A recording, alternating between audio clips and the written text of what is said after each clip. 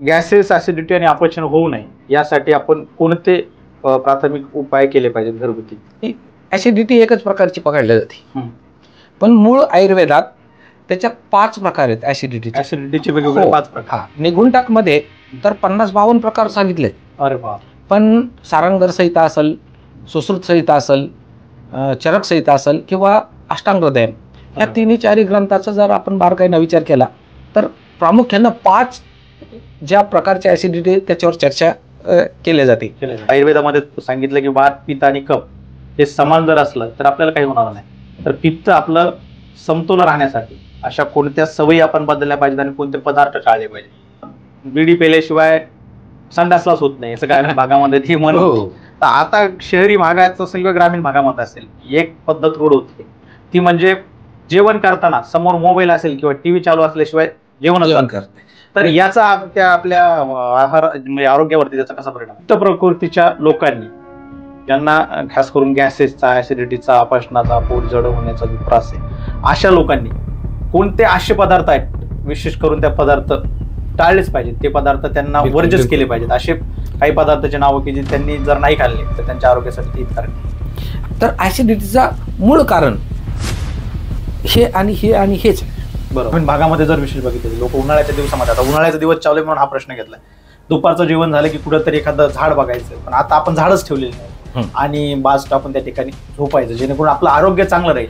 आपले आई वडील सुद्धा सांगायचे उन्हाळ्यात दिवस असले की बाबा उन्हाळ्यात इकडे थोडीशी झोप घे, म्हणजे बरोबर हा निरोगी राहशील. तर आता ती आपण झोपेचा परिणाम थोडक्यात मला असं विचारायचं, दुपारची झोप असेल किंवा संध्याकाळची झोप असेल, दुपारची तर झोपायला लोकांना आता वेळ नाहीये, संध्याकाळची झोप 12-1 वाजेपर्यंत लोक झोपत नाहीत.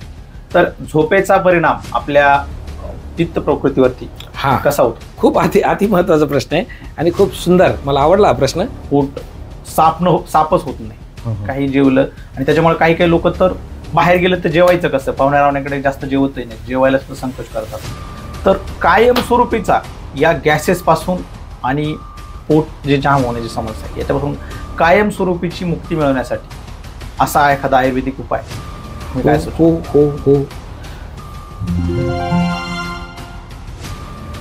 नमस्कार मित्रांनो, स्वागत आहे तुमचं पुन्हा एकदा आपल्या आवडत्या पॉडकास्टमध्ये, ज्याचं नाव आहे एक्सप्रेस विथ योगेश. आजच्या पॉडकास्टमध्ये आपण चर्चा करणार आहोत गॅसेस, ऍसिडिटी आणि अपचन या आजारावरती. मुख्यतः हे आजार जवळपास कॉमन आहेत आणि प्रत्येक घराघरामध्ये या आजाराचे रुग्ण आपल्याला पाहायला मिळतात. कधीतरी तुम्हालाही गॅसेस झाले असतील, ऍसिडिटी झाली असेल किंवा अपचन जर होत असेल तर हा पॉडकास्ट तुमच्यासाठी अतिशय महत्त्वाचा असणार आहे, कारण या पॉडकास्टमध्ये आपण चर्चा करणार आहोत गॅसेस का होतात, ऍसिडिटी, गॅसेस आणि अपचन मागील कारणं आणि त्यावरील आयुर्वेदिक उपाय, घरगुती उपाय, कायमस्वरूपीचा उपाय काय आहे आणि हे नेमके का होतात, यासाठी काय आपण करणं टाळलं पाहिजे आणि कोणत्या गोष्टी केल्या पाहिजेत जेणेकरून गॅसेस, ऍसिडिटी आणि अपचन हे आपल्याला कधी होणार नाही. आणि ह्या सगळ्या गोष्टीवरती चर्चा करण्यासाठी आणि या सगळ्या संदर्भात माहिती देण्यासाठी आपल्या सोबत आहेत आयुर्वेदिक तज्ज्ञ, आयुर्वेदाचार्य डॉक्टर कासट सरांचं आपल्या स्टुडिओमध्ये. कासट सर आपल्या स्टुडिओमध्ये दुसऱ्यांदा आहेत. आपला हा दुसरा पॉडकास्ट आहे हेल्थवरला. आपण जर मागचा पॉडकास्ट बघितला नसेल तर नक्कीच आपण लिंक दिलेली आहे त्या लिंकवरती जाऊन आपण पहिला भाग देखील बघू शकता. आणि या दुसऱ्या भागामध्ये आपण चर्चा करणार आहोत गॅसेस, ऍसिडिटी आणि अपचन, जे की कॉमन आजार आहेत. तर जास्त वेळ न घालता आपल्या पॉडकास्टला सुरुवात करूयात. नमस्कार सर. नमस्कार. सर्वप्रथम तुम्ही दुसऱ्यांदा या ठिकाणी आलात आणि आम्हाला वेळ दिलात त्याबद्दल तुमचे मनापासून आभार. सर, आज जर आपण बघितलं तर गॅसेस, ऍसिडिटी आणि अपचन हे एकदम कॉमन आजार झालेले आहेत. म्हणजे जवळपास प्रत्येकी 10 माणसामागं 5 ते 6 लोकांना, 7 लोकांना या त्रासापासून ते त्रासाला सामोरे जात आहेत. तर गॅसेस, ऍसिडिटी आणि अपचन होण्यामागचं मूळ कारण काय? मूळ कारण खूप सुंदर प्रश्न आहे. आपल्या जीवन जगण्याच्या लाईफस्टाईलमध्ये, आपली जी लाईफस्टाईल आहे यामध्ये वात, पित्त आणि कफ याची खूप प्रमुख भूमिका आहे. आता वातावर एका दिवशी चर्चा करू, पण आज पित्तावर म्हणजे ऍसिडिटीवर आपण हे केलंय की हे होण्यामागचं कारण काय. बरोबर. तर अवेळी जेवण करणं, जंक फूड खाणं, मानसिक तणाव घेणं किंवा जेवण करताना मधात पाणी पिणं, ह्या सगळ्या गोष्टी म्हणजे या धावत्या लाईफस्टाईलमध्ये ज्या घडत्या, त्यामुळं जवळपास 80 ते 85-90% बंधू भगिनींना ऍसिडिटीचा त्रास होतो. खरं आहे सर. तर आपल्या लाईफस्टाईलमध्ये थोडीशी सुधारणा केली तर ॲसिडिटीवर मात करता येऊ शकते. आपली जी जीवनशैली आहे, जीवनशैलीमध्ये झालेला बदल हे तुम्ही त्याचं मुख्य कारण सांगितलंय. पण गॅसेस, ॲसिडिटी आणि अपचन होऊ नये यासाठी आपण कोणते प्राथमिक उपाय केले पाहिजेत घरगुती? हां, तर तुम्हाला सांगायला आनंद होईल की आयुर्वेदात खूप गहनतेने याविषयी चर्चा केलेली आहे. एक प्रयाग दत्त जोशी नावाचे खूप मोठे एक वैद्य होऊन गेले, तर त्यांनी नाडी विज्ञान नावाचा एक ग्रंथ लिहिलेला आहे. आणि त्या ग्रंथात मला वाटतं पान नंबर 4च्या 10व्या श्लोकात, ज्यामध्ये वात पित्त कफम द्वंद्व सन्निपात रसहा साध्या साध्य विवेकच सर्व नाडी प्रकाश येते.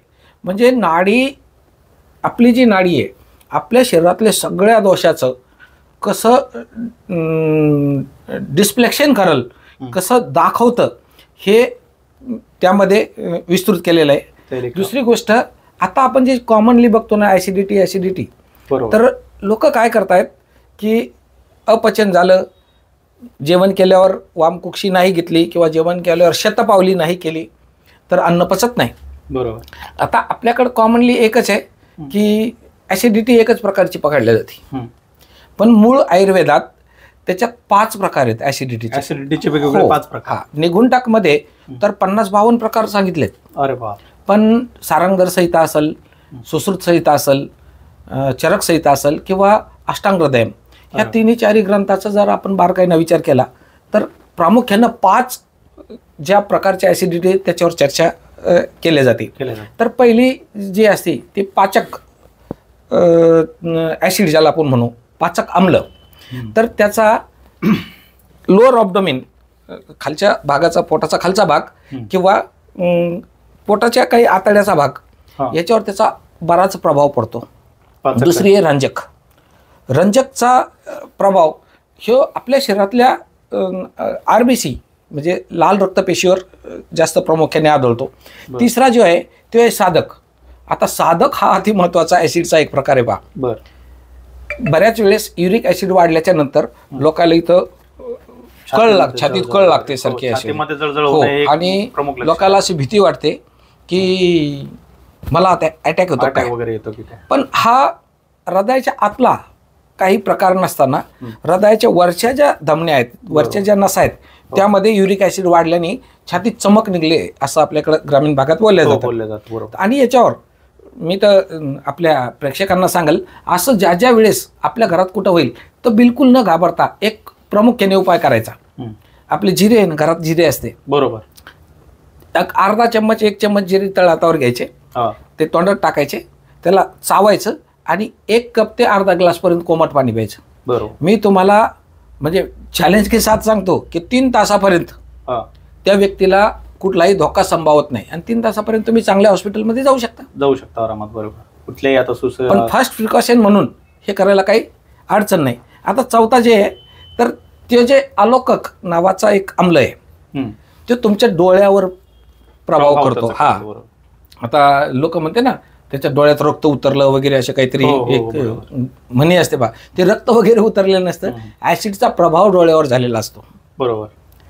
ॲसिडचा प्रभाव झालेला असतो. आणि चौथं जे असतं ते भ्राजक नावाचं एक आम्ल, तर ते आपल्या स्किनवर, त्वचेवर त्याचा प्रभाव पडतो आणि त्याला आपण रक्तपित्त म्हणतो. रक्तपित्त. आणि त्याच्या बरोबर बरेचसे स्किन डिसीज पण त्यामुळे होतात. तर ह्या जे 5 वेगवेगळ्या ॲसिडिटीचे तुम्ही प्रकार सांगितले, तर या टाळण्यासाठी कोणते असे पदार्थ आहेत किंवा कोणत्या सवयी आहेत त्या आपण बदलल्या पाहिजेत? त्या म्हणजे आयुर्वेदामध्ये सांगितलं की वात, पित्त आणि कफ हे समान जर असलं तर आपल्याला काही होणार नाही. तर पित्त आपलं समतोल राहण्यासाठी अशा कोणत्या सवयी आपण बदलल्या पाहिजेत आणि कोणते पदार्थ टाळले पाहिजेत? बरोबर आहे. तर पहिली गोष्ट ही की आपण पित्ताविषयी समजून घेणं गरजेचं आहे. पित्त म्हणजेच आपल्या शरीरातली उष्णता. बरोबर. पित्ताची प्रवृत्तीच ही उष्ण आहे. बरं. आता आपल्याला ज्यावेळेस जेवण करायचं असतं, बरोबर, तर त्यावेळेस आपल्या शरीरात जे लिव्हर आहे ते आपलं अन्न पचवण्यासाठी पित्त रिलीज करत असतं. बरोबर. पचवण्यासाठी. आणि ज्यावेळेस आपण त्याची वेळ टाळतो बघा, बरोबर, मुळात काय होतं की शास्त्रानुसार, आयुर्वेद शास्त्रानुसार सकाळी 8 ते संध्याकाळी 6, मी मला वाटतं पहिल्या व्हिडिओत हा विषय बोललो होतो. पण आपल्याला ज्यावेळेस जेवण करायचं त्यावेळेस आपल्या ब्रेनकडून सिग्नल मिळते बॉडीला, बरोबर, की आता यांना काही खायचंय. बरोबर. आणि ते खायचं म्हटलं की ते सगळी शरीरातली क्रिया चालू होऊन जाते. ते लिव्हर ऍसिड तयार करायला लगे रेडी असतं अन्न पचवण्यासाठी, पाचन करण्यासाठी. आणि अशा वेळेस काय होतं, एक तर आपण जेवताना जे गडबड जेवतो, जेवताना मधात पाणी पितो किंवा अवेळी जेवतो. बरोबर. मुळात काय होतं की त्यांनी ऍसिड तयार केलंय आणि तुमच्या मग काही काम निघलं ना तर अर्ध्या तासाने जेवू, किंवा कुठेही रस्त्याने चालता फिरता भूक नसतानाही ते अन्न खाणं, चला बसायला जेव किंवा नाश्ता करू म्हणूनही आपण म्हणजे भूक नसताना खाण्याचाही या ऍसिडिटी खूप मोठा प्रभाव ह्याच गोष्टीचा पडतो. दादा तुम्ही जे सांगितलं की भूक नसतानाही खाल्लं. आता आपण 10 वाजता जेवण केलं, एखाद्या मित्राच्या घरी गेलो किंवा कुठं रस्त्याने चालताना एखाद्या पाणीपुरीचा गाडा दिसला, पावभाजी दिसली, घेतलं खाऊन. ते झालं. आणि तुम्ही आता सांगितलं की जेवण करताना काही गडबडीत खाणं, पाणी पिणं, यामध्ये अजून एक वाढ झालेली की आता बऱ्याचशा लोकांना, जे अगोदर होते की मला बिडी पेल्याशिवाय संडासलाच होत नाही, असं काय भागामध्ये ती म्हण होती. तर आता शहरी भागात असेल किंवा ग्रामीण भागामध्ये असेल की एक पद्धत रूढ होती, ती म्हणजे जेवण करताना समोर मोबाईल असेल किंवा टीव्ही चालू असल्याशिवाय जेवण करते. तर याचा त्या आपल्या आहार म्हणजे आरोग्यावरती त्याचा कसा परिणाम होतो? याचा कसा परिणाम होतो? मुळात काय होतं, अशा वेळेस आपली मेंटॅलिटी वेगळ्या अँगलवर असते आणि आपल्या शरीरातले जे ऍसिड एन्झाईम जे बाईल डक्ट पचवण्यासाठी जे लागते रिलीज व्हायला, तर ह्या वेळेस काय होतं की आपल्या शरीरातलं HCl, आपलं शरीर हे pH वर चालतं, पॉवर ऑफ हायड्रोजन. बरोबर. तर त्यात 2 भाग पडते. त्याचं लेवल असतं 7.4, बरोबर, pH लेवल. ते जर 7.2 7.1 झालं तर आपली बॉडी ऍसिडिक बनते. आणि जर ती 7.5 7.6 7.7 जे गेलं तर ती अल्कलिक बनते. बरोबर. आता तुम्ही जो प्रश्न विचारला त्यात उत्तरात मी असं सांगेल की आपल्या बॉडीमध्ये त्यावेळेस HCl हायड्रोक्लोरिक ऍसिड जास्त प्रमाणात रिलीज होतं. आपण जर जेवण करताना दुसऱ्या काही घटना घडत असेल किंवा याचाही परिणाम होतो की आपण कोणत्या प्रकारचा समज काही श्रवण करतोय, एखाद्या त्या ठिकाणी ऍक्शन चालू असेल तशा प्रकारचे हार्मोन्स आपल्या शरीरामध्ये ऑटोमॅटिकली तयार होते आणि त्या पद्धतीने ऍसिड बनल्या जातं. आणि मग हे HCl जे आहे, हे HCl मधात आपण पाणी पिलं किंवा अन्न व्यवस्थित चावून न खाल्लं तर त्याचं HClचं काम काय आहे, आपल्या शरीराला हे माहित नाही की आपण काय खातोय, कच्चं खातोय, पक्क खातोय, शिजलेलं खातोय, भाजलेलं खातोय, काय भेट नाही. बरोबर. त्याचं काम एकच आहे, आतमध्ये गेलं अन्न की ग्राइंड करणे. बरोबर. त्याचं काम काय आहे, ग्राइंड करणे. आणि जर त्याच्या कार्यात डिस्टर्ब झालं तर ते ओव्हरफ्लो होतं. बरोबर. ओव्हरफ्लो झालं की मग ते शरीरात इकडे तिकडे पांगतं आणि इकडे तिकडे पांगलं की आपल्याला वाटतं आपल्याला ऍसिडिटी झाली. बरोबर. तर ऍसिडिटीचा मूळ कारण हे आणि हेच. बरोबर. वेळोवेळी जेवताना जेवणाकडे लक्ष पूर्ण नसणं आणि कोणतेही जंक फूड वगैरे खाणं. तरी मी आवर्जून पुन्हा एकदा विचारेल, मागच्या पॉडकास्टमध्ये सुद्धा आपण हा प्रश्न घेतला होता, आत्ता घेतला आणि आवर्जून मला तुम्हाला प्रश्न विचारावासा वाटतोय की पित्त प्रकृतीच्या लोकांनी, ज्यांना खास करून गॅसेसचा, ऍसिडिटीचा, अपचनाचा, पोट जड होण्याचा जो त्रास आहे, अशा लोकांनी कोणते असे पदार्थ आहेत, विशेष करून त्या पदार्थ टाळलेच पाहिजेत, ते पदार्थ त्यांना वर्जच केले पाहिजेत, असे काही पदार्थाचे नाव की जे त्यांनी जर नाही खाल्ले तर त्यांच्या आरोग्यासाठी ते हितकारक आहे? आता आम्ल, जे पदार्थ आम्लहारी आहेत आणि जे अल्कलिक आहेत, तर ज्यांना ऑलरेडी ऍसिडिटी आहे, ऍसिडिटीचा त्रास आहे, त्यांनी तूर डाळ ही ऍसिडिटी वाढवते. बरोबर. ती टाळली पाहिजे. त्याच्यानंतर दोडक्याची भाजी, फुलगोबी, काही आंबट वस्तू जसं चिंच आहे किंवा आंबवलेले जे पदार्थ असतात, डोसा असेल, हे पदार्थ जर तुम्ही टाळले तर त्याने ऍसिडिटी कमी होईल. राहिला तुमचा गॅसेसचा विषय, तर गॅसेसमध्ये हरभऱ्याची डाळ, वाटाणे, साबुदाणा, आलू, भात, ह्या अशा वस्तू ज्या वायूला वाढवत्या, त्याच्यामुळं गॅसेस होते, तर ते टाळल्या गेले पाहिजे. आणि पाचन करण्यासाठी आपण खाल्लेलं अन्न पचवण्यासाठी जर आपण काही जेवणाच्या मधात किंवा जेवणाच्या पूर्वी सलाद वगैरे खाल्ले ना, तर खाल्लेलं अन्न व्यवस्थितपणे पचतं. मग इथं म्हणेल की तुम्ही 50% कच्चं अन्न खायचं जेवण करताना, मग त्यात सलाद असेल, मोड आलेली मटकी, मोड आलेली मुगं वगैरे सगळं काय असेल, त्यानंतर 40% तुम्ही जेवण करायचंय आणि 10% एम्प्टी स्टमक ठेवायचं. बरोबर. तुम्हाला कधीच ॲसिडिटीचा त्रास होणार नाही. जेवण करताना संध्याकाळचे जेवण असेल किंवा कोणतंही जेवण असेल, एकदाच फुल पोट भरून जेवायची आपली अशी सवय असते की जसं पंक्तीला बसलो की वाढ याला वाढ याला, आणि एकदाच पोट भरून जेवायचं. त्यापेक्षा थोडी जर आपण भूक ठेवली तर ते पचायला थोडंसं सोपं जातं आणि ऍसिडिटीचा जो काही त्रास आहे आपल्याला तो होणार नाही, असं तुम्हाला सांगायचंय. पण आज कॉमन जर बघितलं ग्रामीण भागामध्ये अपचन आणि ऍसिडिटी यामध्ये नेमका फरकच काय आहे हेच लोकांना समजलं नाही. तर अपचन आणि ऍसिडिटी मधला फरक थोडक्यात आम्हाला थोडासा समजून सांगावं. तर ऍसिडिटी आणि अपचन, जे अन्न खाल्लेलं पचत नाही, खाल्लेलं अन्न पचत नाही, ते तुमच्या स्टमकमध्ये सडलं जातं. बरोबर. त्या स्थितीला अपचन असं म्हणते. आणि जेवण करताना गडबड झाली किंवा शरीराला ऑलरेडी शरीर हे ऍसिड बनवते आणि तशा ऍसिडिक वस्तू आणखी खाण्यात आल्या, आंबवलेल्या वस्तू खाण्यात आल्या, तर त्यामुळे जो पित्त प्रकोप होतो त्याला ऍसिडिटी म्हणतात. बरोबर. आता तुम्ही विषय काढला ग्रामीण भागातला. जर ग्रामीण भागातले बंधू भगिनी हे सगळं बघत असतील आणि ते अशा याच्याशी स्ट्रगल करीत असतील, तर त्यांनी काय करायचंय, ओवा जिरे 50-50 ग्रॅम घ्यायचे, बडीशोप 50 ग्रॅम घ्यायची आणि 20 ग्रॅम काळं मीठ घ्यायचं. आता काळं मीठ आणि बडीशोप त्यातली भाजायची नाही, ओवा आणि जिरे तव्यावर हलकेसे भाजायचे आणि त्याचं पावडर करून ठेवायचं. दररोज रात्री 1 चमचा फक्की मारून खायचं, वरून पाणी प्यायचं. बरोबर. तुमची ऍसिडिटी कुठल्याही गोष्टीशिवाय क्लिअर होईल, कोणत्याही औषध. हा. दुसरा जर तुम्हाला उपाय सांगायचा तर आपलं जास्वंदाची फुलं असते ना, लाल जास्वंद, गणपतीला वाहतो आपण, ते जास्वंदाची 2-3 फुलं जर तुम्ही 1 ग्लास पाण्यात डुबून ठेवले रात्री, सकाळी त्याला फुलं काढून टाकायची, त्यातलं गिलासातलं पाणी चाळणीने चाळून घ्यायचं आणि ते सिप करून एक एक घोट म्हणजे 1 ग्लास पाणी प्यायला 8 ते 10 मिनिट लागले पाहिजे. आणि हे कधी करायचं, हो कधी करायचंय तर बिना ब्रश केल्या, हो अमुषापोटी. हा, तुम्ही ब्रश न करता हे पाणी प्यायचं. तुम्ही चुटकी सरशी तुमची ऍसिडिटी निघून जाते. बरोबर. आता समजा तुम्ही एखाद्या पंक्तीला बसले, एखाद्या शेतात वगैरे अशा काही ठिकाणी भंडारा असेल आणि तुमच्या काही मित्रांनी तुम्हाला आग्रह केला की नाही हे एवढं खायचं. आता ताटात आलेलं अन्न, आपण अन्न हे परब्रह्म समजतो. बरोबर. आणि बहुतांशी बंधू भगिनी ते खाण्याचा प्रयत्न करतात इच्छा नसताना, आणि त्यावेळेस पोट गच्च होतं. म्हणजे आपल्या कॅपॅसिटीपेक्षा 1 अर्धी पोळी शिल्लक जाते. मग अशा वेळी जड पडलं पोट असेल तर मग काय करता येईल. तर तसं जेवण झालं की जेवण झाल्याच्या नंतर आपण सगळ्यांनी एक पथ्य पाळणं गरजेचं आहे. त्यावेळेस एकच शब्द म्हणायचा, अन्नदाता सुखी भव. बरोबर. जेवण झालं की, आणि तुम्ही तिथून उठले की जवळ कुठं बघायचं की एखादं आंब्याचं झाड आहे का, एक आंब्याचं पान तोडायचं, त्याला स्वच्छ धुवायचं आणि ते चावून खायचं. विथिन 3 मिनिटात, 3 ते 5 मिनिटात तुमची ऍसिडिटी गायब होती. असे प्रभावी काही गोष्टी आहेत की ज्यांनी तुम्ही सहज ऍसिडिटी हे करू शकता. मुळात काय होतं की आपल्याकडे अशी एक सवय पडली, पाहता भरपूर जेवण झालं, अपचन झालं की मग ऍसिडिटीची गोळी खायची किंवा ते निनो फिनो काय असेल ते.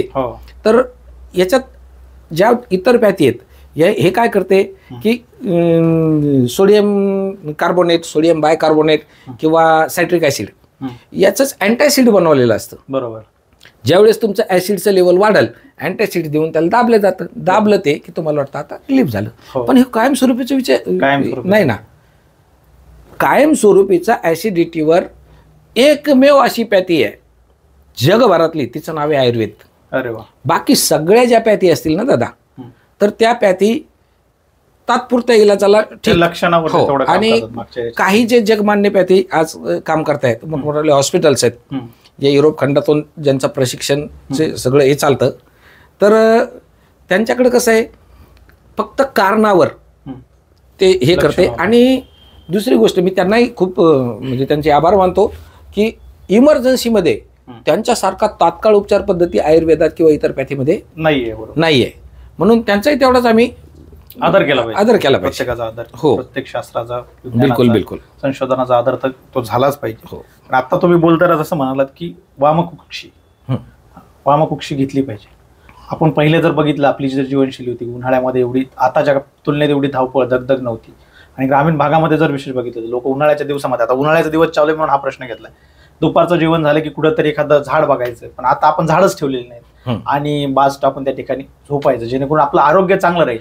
आपले आई वडील सुद्धा सांगायचे उन्हाळ्यात दिवस असले की बाबा उन्हाळ्यात इकडे थोडीशी झोप घे, म्हणजे बरोबर निरोगी राहशील. तर आता ती आपण झोपेचा परिणाम थोडक्यात मला असं विचारायचं, दुपारची झोप असेल किंवा संध्याकाळची झोप असेल. दुपारची तर झोपायला लोकांना आता वेळ नाहीये, आणि संध्याकाळची झोप 12-1 वाजेपर्यंत लोक झोपत नाहीत. तर झोपेचा परिणाम आपल्या पित्त प्रकृतीवरती कसा होतो? खूप अति महत्वाचा प्रश्न आहे आणि खूप सुंदर, मला आवडला हा प्रश्न. काय होतं बघा, आता याच्यासाठी सायंटिफिकली म्हणजे आयुर्वेदाच्या नुसारच मी तुम्हाला प्रत्येक प्रश्नाचं उत्तर द्यायचा प्रयत्न करेल. तर एक स्वर विज्ञान नावाचं विज्ञान आहे, स्वरशास्त्र. आपल्या चंद्रनाडी, सूर्यनाडी आणि सुषुम्ना हे नाडीचे 3 प्रकार. बरोबर. तर आपल्या अन्न पचवण्यासाठी आपलं जठर अग्नी प्रज्वलित असायला पाहिजे. बरोबर आहे. म्हणून कधीही वामकुक्षी घेताना डावी साईड जे ना, लेफ्ट साईडवरच झोपलं जातं. लेफ्ट साईडवर आजही तुम्ही झोपा, 2 ते 3 मिनिटात तुमची सूर्यनाडी म्हणजे उजव्या नाकपुडीतूनच श्वास चालू होईल. आणि तुम्ही उजव्या बाजूने जर झोपताल तर तुमच्या डाव्या नाकपुडीतूनच श्वास चालू होईल. तर हे शास्त्रानुसार असं सांगितलं की जेवण झाल्याच्या नंतर ते पचवण्यासाठी जठराग्नी प्रज्वलित पाहिजे. म्हणून तुम्ही डाव्या बाजूला म्हणजे वाम कुक्षीवर झोपा. बरोबर. 10, 15, 20 मिनिटं जर तुमची सूर्यनाडी सतत चालू राहिली, अग्नी चांगला प्रज्वलित होतो आणि खाल्लेलं अन्न व्यवस्थित पचतं. तर हे त्याचं सायंटिफिकली बेस आहे. बरं. एक त्याचं वैज्ञानिक कारणच ते. बरोबर. आता या स्वर विज्ञानावर अजून एखाद्या वेळेस मी तुम्हाला खूप डिटेल सांगेल. स्वर विज्ञानावरती आपण स्वतंत्र पॉडकास्ट करूयात. आणि हे येणारे जे आपले पॉडकास्ट आहेत ते पाहण्यासाठी आपल्याला आव्हान असेल की आपल्या चॅनलला अजूनपर्यंत जर आपण सबस्क्राईब केलेलं नसेल तर चॅनलला लगोलग सबस्क्राईब करा. त्याच्यानंतर समोर बेल आयकॉन येते तिलाही प्रेस करा, जेणेकरून येणाऱ्या प्रत्येक भागाचा पॉडकास्टचं नोटिफिकेशन तुम्हाला मिळत राहील. तसे तुमचे काही प्रश्न असतील, समस्या असतील तर त्या देखील आम्हाला तुम्ही कमेंट बॉक्समध्ये विचारू शकता. त्या प्रश्न आपण येणाऱ्या पॉडकास्टमध्ये, येणाऱ्या भागामध्ये घेण्याचा, कव्हर करण्याचा प्रयत्न आपण नक्कीच करू. तर आपला दुसरा प्रश्न आहे सर, की आत्ताच्या लोकांना, तसं मी अगोदर तुम्हाला सांगितलं की झोपायला उशीर, 12-1 वाजतात, लोकांना झोपायला वेळ नाहीये, धावपळीचं दगदगीचं जीवन आहे आपल्याला मान्य करावं लागेल. आणि त्यामध्ये स्ट्रेस खूप लोकांना आहे, स्ट्रेस आहे, ताणतणाव आहे. तर या स्ट्रेसचा आणि ताणतणावाचा आपल्या आरोग्यावरती कसा परिणाम होतो आणि ॲसिडिटी होण्यामागे याचं काही याला कसे कारणीभूत आहे स्ट्रेस आणि ताणतणाव? ठीक आहे. तर स्ट्रेस आणि ताणतणाव मुळात आपली लाईफस्टाईल जी बिघडली ना, आपण फक्त धावतोय. बरोबर. पूर्ण जग कशाच्या मागे धावतंय सगळं जग त्याला माहीत असेल. बरोबर. पण ह्या सगळ्या गोष्टी करताना सगळ्या गोष्टी आपल्या मनासारख्याच होतील असं कधीही कुणाच्याही बाबतीत घडताना मी तरी नाही बघितलं. बरोबर. नाही. आणि माझ्या मनासारखं जर काही नाही घडलं तर मला तणाव येतो, मला स्ट्रेस येतो त्या गोष्टीचा. मी हे असं करायला पाहिजे होतं, मी हे केलं, ते तसं नाही झालं, ह्या सगळ्या गोष्टीचा तणाव येतो. आणि त्या तणावामुळं नुसती ॲसिडिटीच नाही दादा, तुम्ही जेवढे काही बीपीचे, शुगरचे, पॅरालिसिसचे असे जे क्रिटिकल डिसीज ज्याला आपण म्हणू, ह्या झाल्याची त्याची जर रिपोर्ट्स बघितले ना तर त्यांच्या रिपोर्टवर हायपर टेन्शन असं बरोबर लिहिलेलं येतं. आता जेवढे तुम्ही ताणतणाव घ्याल तर प्रत्येक ताणतणाव येणार कुठं? ब्रेनमध्ये. तणाव कुठं येतो? हातात, पायात, इकडे येत नाही, डोक्यात येतो, इथं. आणि इथून सगळ्या बॉडीचं मेकॅनिझम चालतं. बरोबर. तणावामुळं हृदय डिस्टर्ब होतं, तणावामुळं पेनक्रियास डिस्टर्ब होत्या, तणावामुळं लिव्हर डिस्टर्ब होते, स्टमक डिस्टर्ब होतं, गल ब्लॅडर डिस्टर्ब होतं, पेनक्रियास डिस्टर्ब होत्या. इवन शरीरातल्या जवळपास सगळ्या ऑर्गन्सवर या तणावाचा दुष्परिणाम होतो. आणि तुम्ही जे प्रश्न विचारला की साहजिक आहे, हे तर कॉमनली सगळ्यालाच माहिती आहे की ताणतणावामुळं ह्या सगळ्या तणावाला तुम्ही यावेळी जेवण करणार, तणावाला तुमचा चिडचिडपणा वाढणार, तणावाला तुमचं मन शांत न राहणार, आणि मन शांत न राहता काही खाल्लं तर ते तसंच त्याची अभिक्रिया घडल. बरोबर. आणि म्हणून मी तरी सांगेल की तणाव हे सगळ्यात मोठा कारण आहे तुमच्या हायपर ॲसिडिटी किंवा इतर डिसीजला वाढवण्यासाठी. तणावमुक्त जीवन जगणं, हसून खेळून जीवन जगणं हे सगळ्यासाठी सुखकारक आहे. तणावमुक्त, स्ट्रेसमुक्त आणि हसून खेळून जीवन जगण्यासाठी काय करायला पाहिजे नेमकं? असं काही मेडिटेशन वगैरे, काही मौन ध्यान धारणा, आणि ते किती मिनिटाचं केलं पाहिजे? त्याचं किती आपल्या आरोग्यावरती त्याचा परिणाम होतो, असं काही तुम्ही सुचवाल? तर बिलकुल सुचल.